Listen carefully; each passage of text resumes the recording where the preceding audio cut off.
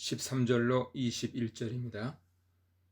역대하 9장 13절로 31절은 솔로몬 통치 기록의 마지막 단락으로 그 지혜와 부귀의 영화가 세상의 왕들보다 뛰어남을 기록합니다. 앞서와 마찬가지로 이런 증거들을 통해 솔로몬에게 지혜만 아니라 부, 재물, 영광까지 줄 것을 약속한 하나님 말씀이 성취되었음을 계속 부각합니다. 이 단락은 솔로몬이 소유한 엄청난 금과 용도를 설명하며 이를 증명합니다. 여기에는 금과 관련된 단어가 11번 나오는데요. 금에 대한 강조는 전에 성전 건축에 금을 아낌없이 사용했음을 부각한 점을 상기시킵니다. 특히 17, 20절의 왕좌와 그릇에 사용된 순금이란 단어는 성전 건축에도 언급된 표현들이죠. 이 같은 단어와 내용의 연결성은 값지고 화려한 성전만큼이나 하나님이 솔로몬에게 권세와 영화를 부여했음을 나타냅니다. 솔로몬이 1년에 얻는 금은 666달란트, 약 22톤으로 엄청났습니다.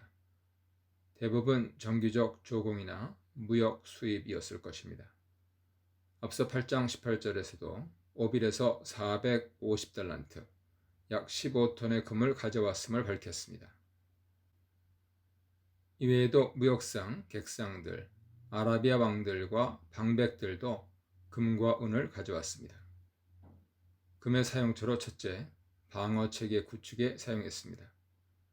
금을 쳐서 느리는 공정을 통해 큰 방패 200개와 작은 방패 300개가 제작되었습니다. 큰 방패는 전신을 가리는 크기여서 600세겔, 6.8kg의 금이 들어갔습니다. 작은 손 방패에는 400세겔, 3.4kg이 소요되었습니다. 작은 방패들은 특히 솔로몬의 레바논 나무 숲 궁에 두었습니다. 이 궁은 이름 그대로 레바논 백향목으로 건축한 솔로몬의 거처입니다. 길이가 100규빗, 너비가 50규빗, 높이가 30규빗으로 성전보다 더 큰 규모였습니다.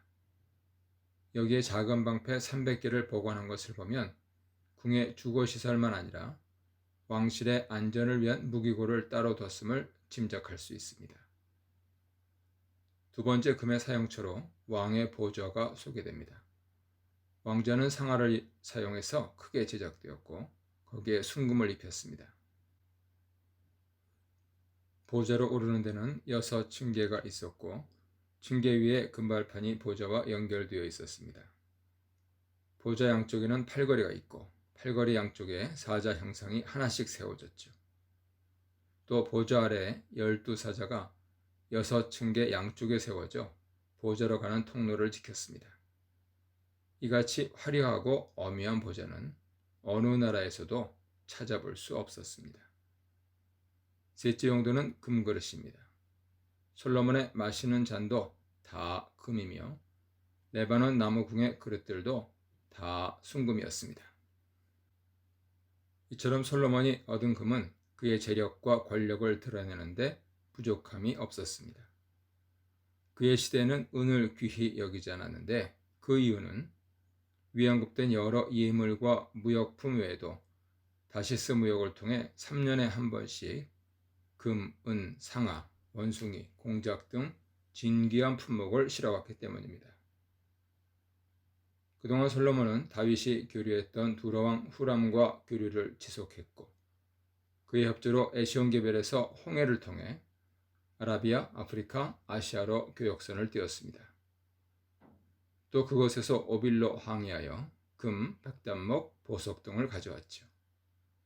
솔로몬은 다시금 후람과 협력하여 이번에는 지중해를 통해 다시스까지 항해함으로써 북아프리카와 유럽까지 교역 무대를 넓혔고 금은보화를 가져왔습니다. 다시스는 보통 지중해에 난 스페인 도시로 알려졌고 다시스로 가는 배는 이스라엘 서쪽의 항구인 욥바에서 출항합니다. 솔로몬은 이스라엘의 지리적 조건을 기반으로 지중해와 홍해 주변 지역, 즉 유럽, 아프리카, 아라비아, 아시아를 이어주는 다리 역할을 담당했습니다. 이 무역 활동을 통해 국제적으로 방대한 교류와 수익을 창출했으므로 그의 지혜와 부귀 영화에 대한 명성이 자자할 수밖에 없었습니다. 22절로 28절입니다. 솔로몬의 명성은 금을 통해 묘사된 재력 부분에서만 아니라 정치 군사면에서도 그 부와 위력이 세계적으로 알려졌습니다. 앞선 단락과 마찬가지로 이는 솔로몬에게 부귀 영화를 약속한 하나님 말씀이 성취되었음을 계속 부각합니다. 첫째, 솔로몬은 세계의 왕으로부터 예물을 받음으로써 그의 지위와 재력을 쌓았습니다. 22절 주어인 솔로몬 왕이 강조되어 그의 재산과 지혜가 열왕보다 큼을 보여줍니다. 또 땅에 천하의 모든 왕이 나온 절은 모두 솔로몬이 그들보다 뛰어남을 진술하는 데 사용되었습니다. 왕들이 솔로몬을 찾아왔고 스바의 왕처럼 하나님이 그에게 주신 지혜를 듣기 원했습니다. 그들이 솔로몬의 얼굴을 계속 찾았다는 말은 지속적인 방문만 아니라 그로부터 호의를 받았음을 뜻합니다. 보기 원하여 23절에서 말씀하죠.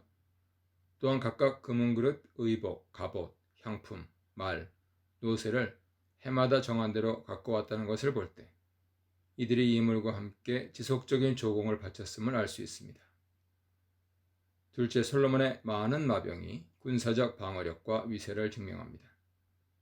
25절로 28절 설명은 앞서 1장 14절로 17절과 내용상 중복되거나 상호 보충적입니다. 솔로몬은 병거 끄는 말들의 마구간 4,000개를 두었으며 마병 12,000명을 거느렸습니다. 이집트와 구에 길리기아 등지에서 말과 병거를 수입하여 병거성과 예루살렘에 비축했습니다. 솔로몬이 이집트 공주와 결혼한 점도 말 병거 수입에 이롭게 작용했을 것입니다. 셋째, 솔로몬은 열왕을 다스려 국가의 안전을 도모했습니다. 유브라데 강부터 블레셋 지역과 이집트 지경까지의 왕을 다스렸다는 것은 이스라엘의 모든 방어선이 보장됐다는 의미입니다. 이들 지역은 하나님이 약속한 땅에 경계와 들어맞지요. 이 역구는 이전에 나왔던 하마더기에서 애굽강까지라는 표현과 마찬가지로 이스라엘의 북에서 남까지의 경계를 가리킵니다. 이외에도 솔로몬은 이미 여러 성읍을 요새화하여 경비태세를 갖췄고 내국의 이방인은 노역에 동원하여 자국민에게 자유를 마련해 줬습니다. 넷째, 솔로몬은 이스라엘에게 경제적 풍요와 평안을 제공했습니다. 이스라엘에서 진귀한 자원인 은은 예루살렘에서 돌처럼 취급되고 백향목은 평지의 뽕나무처럼 흔했습니다. 하나님은 평화란 뜻의 솔로몬을 왕으로 세워 그를 통해 이스라엘에게 평화와 평안을 주기 원하셨고 이 모든 것을 신실히 이루셨습니다. 한편 왕이 금을 축적하거나 말을 많이 모으는 일은 하나님이 명하신 왕의 규례에 어긋나는 처사죠. 그러나 역대기는 경제적 풍요로움, 말과 병거의 많음, 백성의 평안함을 부각함으로써 하나님이 솔로몬에게 약속한 부귀영화를 주셨음과 다윗과 솔로몬에게 약속한 견고한 왕권을 성취하고 계심을 보여주는 데 집중합니다. 29절로 31절입니다. 솔로몬은 주전 970년에 왕이 올라 930년까지 40년간 이스라엘을 다스렸습니다. 솔로몬이 조상들과 함께 누웠다는 말은 아브라함이 그 열조에게로 돌아갔다는 표현과 마찬가지입니다. 솔로몬은 다윗성에 안치되었고 이는 그가 다윗의 합법적인 후계자임을 확증하죠. 솔로몬의 통치 기록은 그의 뒤를 이어 르호보암이 왕이 되었음을 알리며 끝납니다. 결과적으로 역대기는 솔로몬의 즉위, 지혜로운 판결과 지혜의 통치, 일부 다처와 우상 숭배, 군사적 쇠퇴 등을 생략했습니다. 이는 이런 역사적 사건을 은폐하려는 의도가 아닙니다. 이미 잘 알려진 사실을 반복하지 않고 역대기의 정황상 포로 귀환 후에 이스라엘에게 하나님의 신실하심을 강조하며 성전을 통한 그의 임재, 예배, 백성과의 소통이 다시 재개되기를 소망하고 있습니다.